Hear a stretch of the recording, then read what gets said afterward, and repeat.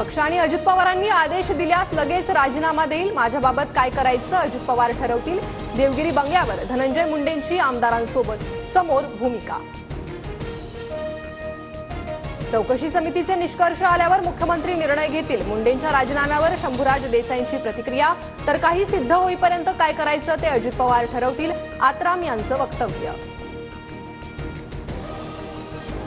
4 दिवस वाट पाहणार, नंतर कागदपत्र कोर्टासमोर ठेवेन। तुम्हीही मुंडेंच्या राजीनाम्याबाबत अजित पवारांना पोस्टकार्ड टाका, राज्यातील जनतेला आवाहन करणार, अंजली दमानी यांचा इशारा।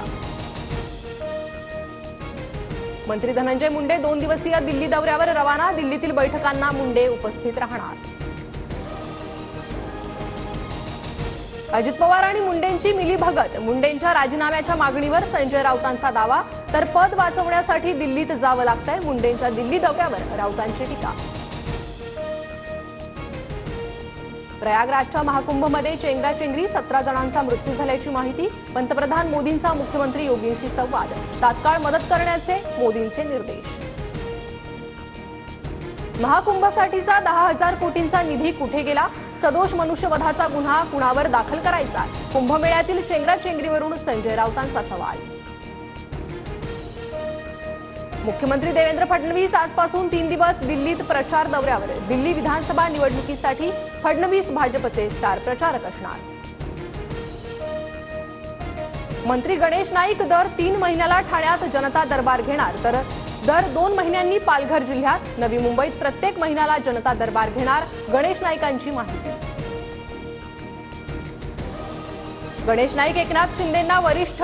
शिंदेंनीही नवी मुंबईत जावं पण ते रुसून बसले, संजय राऊतांचा निशाणा।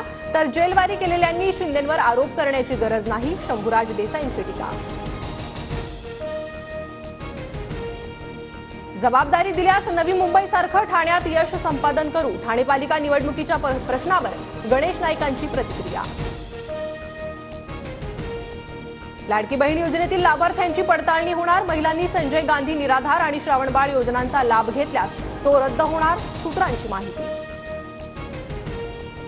लातूरच्या उदगीरमध्ये कोंबड्यांना बर्ड फ्लूची लागण। कोंबड्या आणि अंडी योग्य पद्धतीनं नष्ट।